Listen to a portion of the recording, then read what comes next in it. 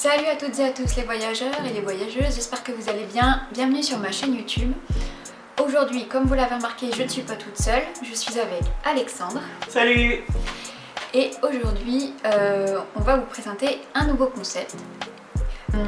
J'espère que votre mois de juin s'est bien passé et que vous avez pu profiter de la fête de la musique. Comme je vous disais, nouveau concept. Alors rassurez-vous, il n'y aura pas de nouveaux concepts à chaque fois. Je pense que là, ce sera le dernier pendant un petit moment. Comment est-ce qu'on va déterminer la ville que l'on va choisir pour la fête nationale? Parce que oui, la fête nationale, elle arrive bientôt. La réponse est dans cette petite enveloppe. Alors, aujourd'hui, nous allons à Dijon. Parce que oui, vous ne le savez peut-être pas, mais Alexandre et moi, on est Dijonnais. Donc, on va vous embarquer avec nous dans notre ville. Alors, si vous êtes prêts, on y va. Lorsque l'on évoque Dijon, beaucoup pensent immédiatement à la nourriture.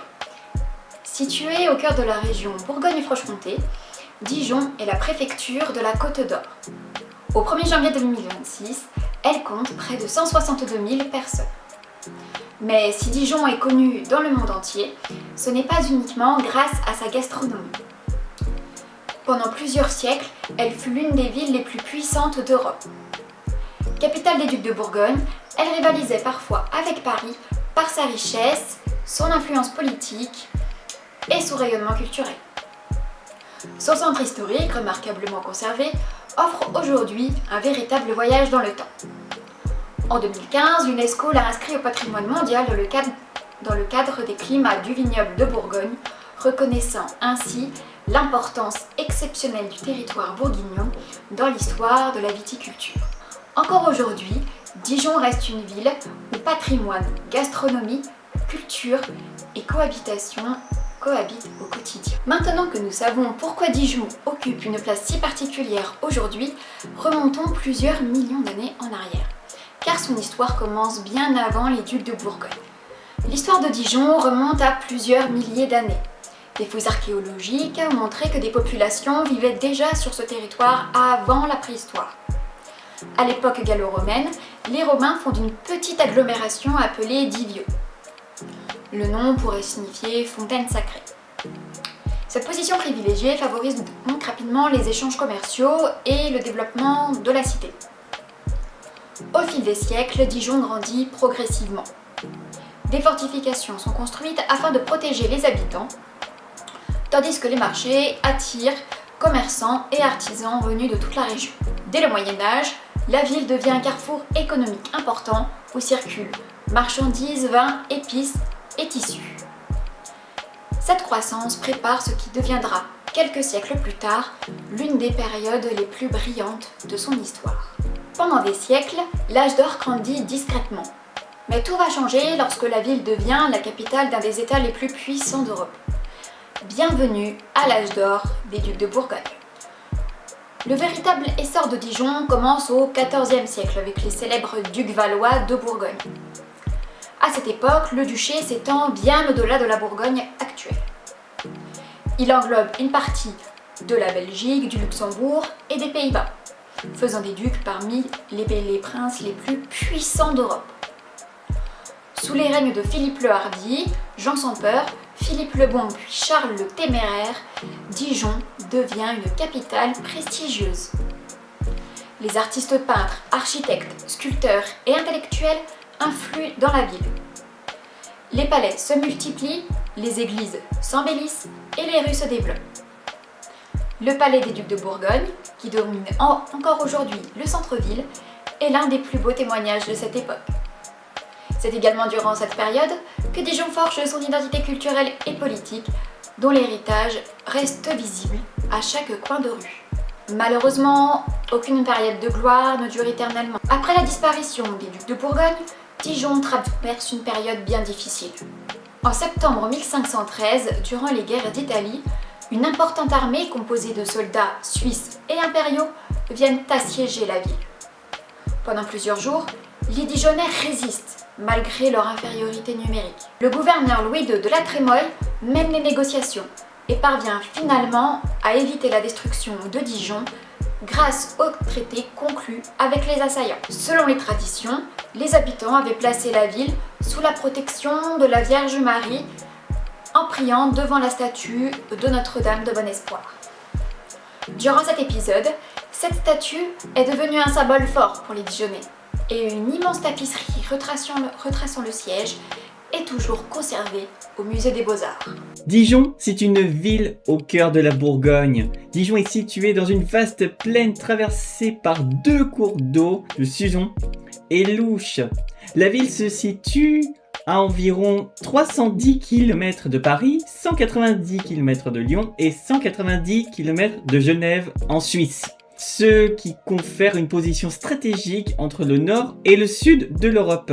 Au sud de Dijon commencent les célèbres vignobles de Bourgogne, dont certains produisent parmi les vins les plus réputés au monde. Le climat est de type océanique et ça a une influence continentale. Les hivers peuvent être froids, tandis que les étés sont souvent chauds et ponctués d'orages. Dijon possède un patrimoine architectural remarquable.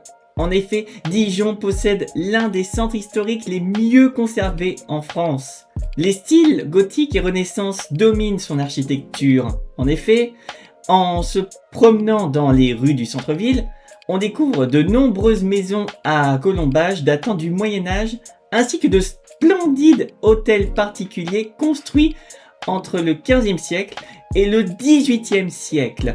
Les célèbres toits bourguignons recouverts de tuiles vernissées multicolores formant des motifs géométriques constituent une des signatures architecturales de la région. Parmi ces monuments les plus emblématiques, on peut retrouver par exemple le Palais des Ducs. Le Palais des Ducs et des États de Bourgogne à Dijon est un emplacement architectural comprenant plusieurs parties imbriquées. La plus ancienne est le palais ducal des 14e et 15e siècles de style gothique qui comprend encore un logis, les cuisines ducales et 2 tours. La tour de la terrasse ou la tour Philippe le Bon et la tour de Bar. Ensuite, on peut retrouver la cathédrale Saint-Bénigne. La cathédrale Saint-Bénigne de Dijon est un édifice religieux catholique du XIIIe siècle de style gothique est située dans le centre sauvegardé de Dijon en Côte d'Or. La cathédrale est dédiée à Bénigne de Dijon, qui est un martyr chrétien du IIe siècle et saint catholique. Ensuite, nous avons l'église Notre-Dame, ou Notre-Dame de Dijon, si vous préférez. Cette église est considérée comme un chef-d'œuvre d'architecture gothique du XIIIe siècle est située au cœur des 97 hectares du secteur sauvegardé de Dijon, inscrit le 4 juillet 2015 au patrimoine mondial de l'UNESCO.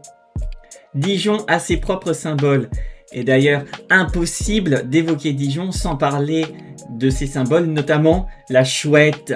La chouette, c'est une petite sculpture située sur un contrefort de l'église Notre-Dame de Dijon et c'est devenu le véritable emblème de la ville. Selon la tradition, vous pouvez toucher la chouette de la main gauche tout en formulant un vœu et c'est donc un porte-bonheur. Attention tout de même, ne jamais croiser la salamandre après avoir fait votre vœu parce que des rumeurs indiquent que la salamandre peut annuler votre vœu.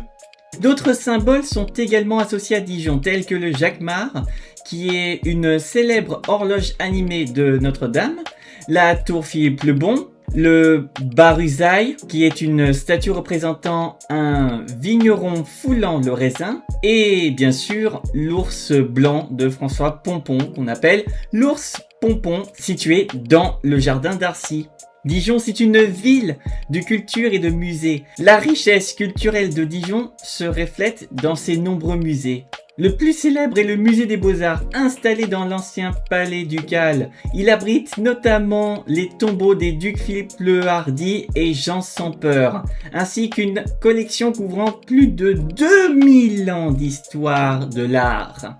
Parmi les autres établissements, figurent également le musée archéologique, le musée de la vie bourguignonne, le musée Magnin, le musée Rude et également le musée d'art sacré. La ville dispose également de nombreuses salles de spectacle comme le Zénith, la Vapeur ou encore le Grand Théâtre. Malgré son caractère urbain, Dijon est une ville particulièrement verte. Elle compte près de 750 hectares d'espace vert et a obtenu la distinction 4 fleurs au concours Ville et Village Fleuris. Le jardin de l'Arquebuse est sans doute le plus remarquable. Il regroupe un jardin botanique, un arboretum, une musée d'histoire naturelle et même un planétarium. Le parc de la Colombière, le jardin d'Arcy et le lac Kyr sont également très appréciés des habitants. Vous avez probablement faim. Si c'est le cas, ça tombe bien pour vous, parce que Dijon pourrait être considéré comme capitale de la gastronomie. Dijon est mondialement connu pour sa moutarde. La recette moderne est mise au point en 1856 par Jean Néjon, qui remplace le verjus traditionnel par du vinaigre. Aujourd'hui encore, la moutarde reste l'un des symboles culinaires de la ville. D'autres spécialités bourguignonnes font également sa renommée.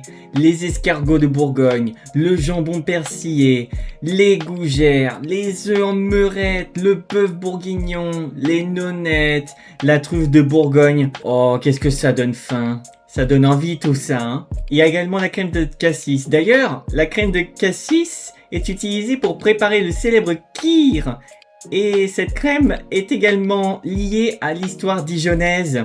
Et apparemment, on n'a pas que faim, on a aussi soif aussi. Eh bien, parlons des grands vins de Bourgogne. La Bourgogne est l'une des régions viticoles les plus prestigieuses du monde. À quelques kilomètres de Dijon se trouvent des appellations mondialement connues comme Gevrey-Chambertin, Vosne-Romanée ou encore Nuits-Saint-Georges. La célèbre route des Grands Crus traverse ces vignobles d'exception et attire chaque année des milliers d'amateurs de vin venus du monde entier.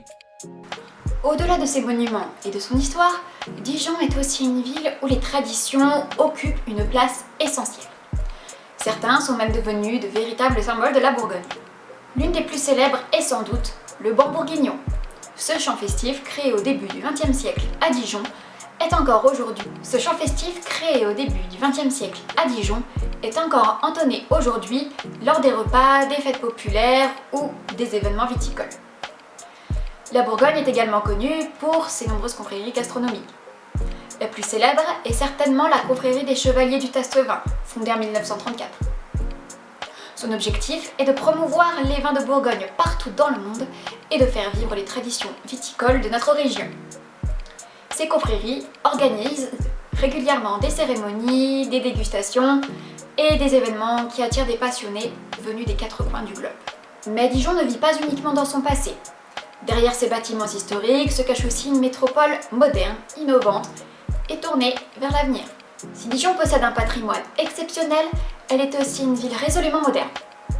Elle accueille aujourd'hui de nombreuses entreprises innovantes, des laboratoires de recherche et plusieurs établissements d'enseignement supérieur qui attirent des étudiants venus de toute la France et de l'étranger.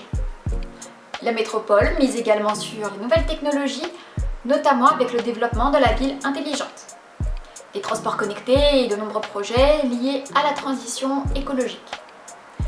Grâce à ces jumelages avec des villes comme York en Angleterre, Dallas aux États-Unis, Mayence en Allemagne ou Cluj-Napoca en Roumanie. Aujourd'hui, la capitale bourguignonne réussit un équilibre rare, préserver plus de 2 millions d'histoires tout en continuant à se développer et à innover. Ainsi donc, entre histoire, architecture, gastronomie, vignoble et tradition, Dijon possède un patrimoine exceptionnel qui témoigne de plus de 2000 ans d'histoire. Ancienne capitale des Ducs de Bourgogne, elle demeure aujourd'hui une ville dynamique où le passé et le présent se côtoient harmonieusement. Découvrir Dijon, c'est explorer l'une des plus belles pages de l'histoire bourguignonne et française. Donc la vidéo, elle est terminée, on espère qu'elle vous aura plu. Par contre, ne partez pas tout de suite, on vous a préparé avec Alexandre un petit jeu. Vous le savez, comme toutes les villes de France, on a notre petit argot. Donc, on va vous présenter quelques petits mots qu'on entend chez nous. Voilà, et c'est à vous de deviner ce que cela veut dire. On va vous faire des propositions.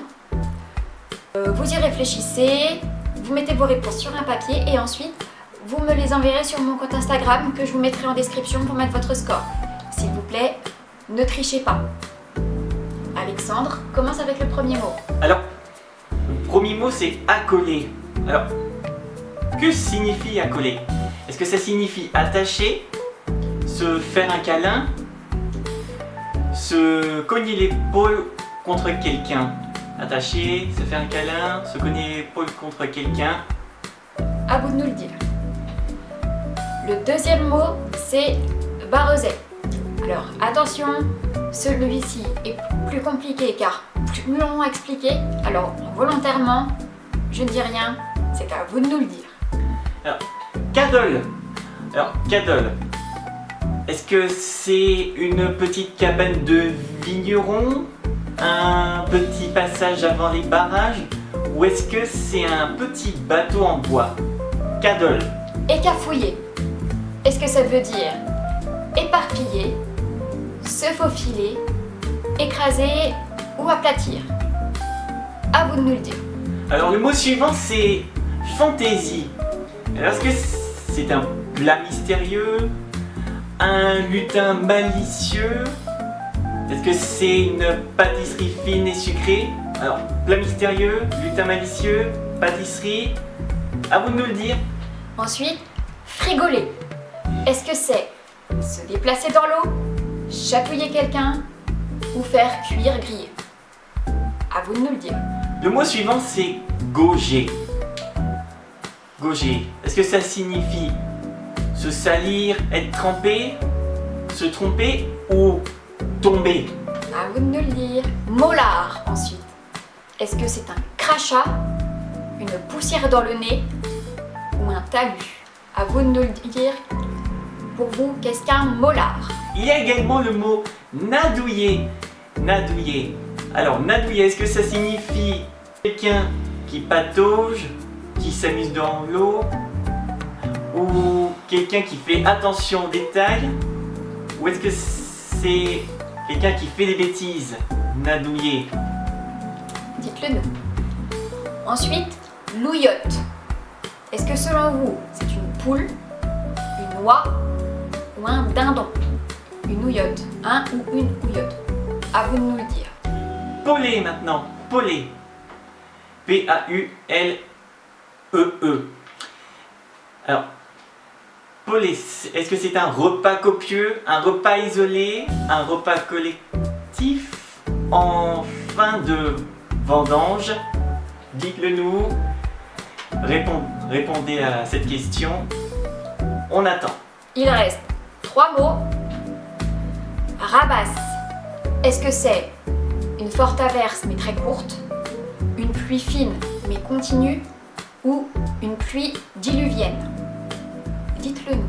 Alors le mot suivant, c'est tapette. Alors, tapette, c'est quelqu'un de bavard, introverti ou muet? Bavard, introverti, muet, introverti, bavard. On vous attend. Et enfin, le dernier, je pense que celui-là, vous devez tous le connaître. Vindiou. Est-ce que c'est quand on est surpris, introverti ou triste? Dites-le nous, on vous attend. Dans les commentaires, je vous mets mon lien Instagram pour vous permettre de nous envoyer votre petit score. S'il vous plaît, ne trichez pas, essayez de jouer le jeu. Alors, on espère que cette vidéo vous aura plu. Si c'est le cas, n'hésitez pas à vous abonner, activer la cloche, la booster, la partager, liker, commenter et dites-nous ce que vous voulez voir sur la chaîne aussi. En attendant, on se retrouve le mois prochain et à bientôt!